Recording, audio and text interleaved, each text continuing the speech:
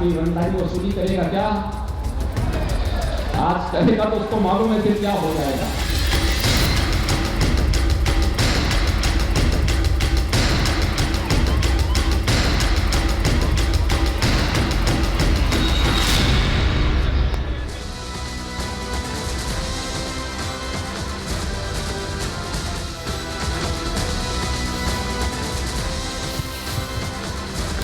नमस्कार, शाम के 5 बजने वाले हैं। मैं हूं आपके साथ मृदुल शर्मा। आप देख रहे हैं 5 का प्रहार और 5 के प्रहार में आज हम बात करेंगे माफियाओं पर हो रहे प्रहार के बारे में। उत्तर प्रदेश में लगातार माफियाओं पर कार्रवाई की जा रही है। 2 तस्वीरें आपके सामने। पहले देखिए अतीक और अशरफ की हत्या, लेकिन डॉन ने खुद इंतजाम किया था। डॉन ने एक साजिश रची थी, ये साजिश फेल हो गई। ये आज हम सवाल पूछेंगे। अगर ये साजिश फेल हुई है तो इसके पीछे जिम्मेदार कौन है, आज ये भी हम आपको बताएंगे। और दूसरी तस्वीर आप देख रहे हैं, उत्तर प्रदेश में माफियाओं पर कैसे प्रहार हो रहा है। मुख्तार और अफजाल को आज सजा सुना दी गई है, अब दोनों जेल में रहेंगे। यानी जो कहा था वो किया जा रहा है। तो आज कई सारे सवाल भी हैं। सबसे पहले आपको यह बताते हैं किस तरह से समाजवादी पार्टी के पूर्व विधायक परवेज टंकी पर सवालों का एक बड़ा सा जाल देखने को मिल रहा है, क्योंकि वो एसटीएफ के रडार पर आ गया है और ये बात कही जा रही कई राज उसके पास है। आईएस 227 गैंग का ये रजिस्टर्ड सदस्य है। परवेज टंकी अतीक अहमद की प्रॉपर्टी का सारा काम देखता था। परवेज टंकी अतीक के कई बेनामी संपत्तियों का मालिक भी है और परवेज टंकी सत्ता में रहते हुए अतीक के साथ प्रॉपर्टी का काम कर रहा था। प्रयागराज शहर दक्षिणी सीट से सपा का पूर्व विधायक रह चुका है परवेज। और आप सोचिए, परवेज टंकी की क्राइम कुंडली खंगालने की तैयारी अब की जा रही है। तो परवेज टंकी एक तरफ है और दूसरी तरफ उस पर कितने आरोप लग रहे हैं। कुछ सवाल इसमें खड़े होते हैं। सवाल आपको बता दें, कितने सफेद पोश माफिया अतीक की मदद कर रहे थे, आज सवाल, पहला सवाल है। दूसरा, परवेज टंकी को अतीक के काले साम्राज्य की क्या जानकारी थी। तीसरा सवाल, बेनामी संपत्ति अतीक और अशरफ की हत्या की वजह बनी। चौथा सवाल, अतीक की बेनामी संपत्ति की जानकारी कितनों को है और कितने लोग हैं। और पांचवा सवाल, अतीक के परिवार की छिपने में आखिर कौन मदद कर रहा है। एक खास पैनल हमारे साथ जुड़ेगा, खास मेहमान हमारे साथ जुड़ेंगे, सवालों के जवाब लेंगे। लेकिन उससे पहले आप ये देखिए रिपोर्ट।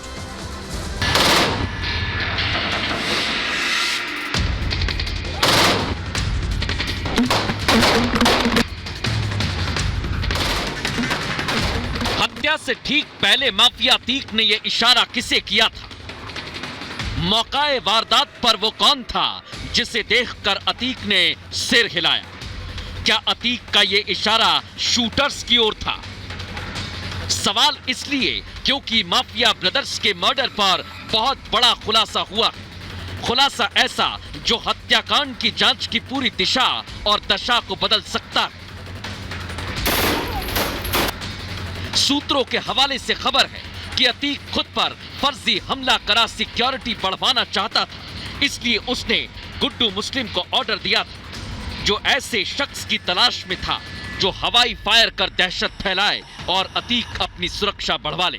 लेकिन डॉन ने जो फर्जी हमले का षड्यंत्र रचा था वो सच हो गया। सनातन गोलियां चली और माफिया ढेर हो गया। अतीक पर इस खुलासे के बाद सवाल खड़े हो रहे हैं। क्या अतीक के गुर्गों ने ही उसके साथ खेल कर दिया? क्या बमबाज गुड्डू ने अतीक से गद्दारी की? क्या गुड्डू मुस्लिम ने अतीक अशरफ हत्याकांड की साजिश रची? क्या बेनामी संपत्ति अतीक और अशरफ की हत्या की वजह बनी? सवाल इसलिए क्योंकि अतीक की हजारों करोड़ की बेनामी संपत्ति थी जो उसने अपने कई गुर्गों के नाम कर रखी थी, और जब वो जेल गया तो गुड्डू मुस्लिम ही उसके काले साम्राज्य को संभालता था। अतीक के कई काले धंधों के बारे में उसको जानकारी थी। तो क्या संपत्ति के लालच में गुड्डू मुस्लिम ने अतीक के साथ खेल कर दिया? इन सब एंगल की जांच एसटीएफ कर रही है। इस बीच अतीक की बेनामी संपत्ति को लेकर सपा के पूर्व विधायक परवेज टंकी का नाम सामने आया है। परवेज टंकी अतीक के प्रॉपर्टी का काम करता था। परवेज टंकी अतीक के कई बेनामी संपत्तियों का मालिक है। जांच में नाम सामने आने के बाद परवेज टंकी एसटीएफ की रडार पर है और रडार पर अतीक और अशरफ के वो सभी मददगार भी हैं जो उसके पाप में भागीदार थे और अब फरार हैं। काफी लंबे समय से फरार चल रहे अशरफ के साले सद्दाम पर बरेली पुलिस का शिकंजा कस गया है। सद्दाम पर 1 लाख रुपए का इनाम का ऐलान किया गया है। देखिए, थाना B3 चैनपुर जनपद बरेली स्थित एक मुकदमा पंजीकृत हुआ था 86/23। उसमें मुख्य अभियुक्त है सद्दाम, जिसके ऊपर 1 लाख रुपए का इनाम एडीजी मोहल्ला द्वारा किया गया है। इस अभियुक्त की जल्द ही गिरफ्तारी सुनिश्चित कर ली जाएगी और उसको गिरफ्तार करके जेल भेजा जाएगा। अतीक और अशरफ की हत्या के बाद उसके सभी गुर्गे बिल में छिप गए, जिन्हें पुलिस तलाश रही है और जांच माफिया के काले साम्राज्य को लेकर भी हो रही है, जिसमें कई सफेद पोश के नाम भी सामने आ रहे हैं।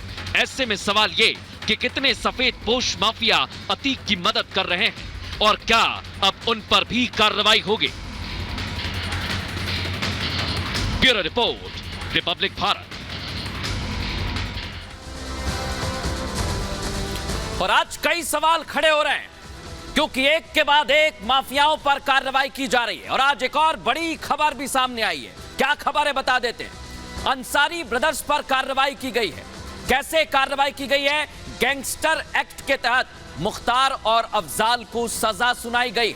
मुख्तार को 10 साल की सजा हुई है, 5 लाख का जुर्माना लगा है, तो अफजाल को 4 लाख की सजा हुई है और 1 लाख रुपए का जुर्माना लगाया है। गाजीपुर की MP MLA कोर्ट ने यह सजा सुनाई। 2007 में क्या हुआ था ये जान लीजिए। गैंगस्टर एक्ट के तहत मुकदमा दर्ज किया गया था और अब सजा हुई है। 2 केस के आधार पर गैंगस्टर एक्ट लगाया गया था और उसके बाद ये बड़ा एक्शन आज देखने को मिल रहा है जिसमें कार्रवाई की गई है। तमाम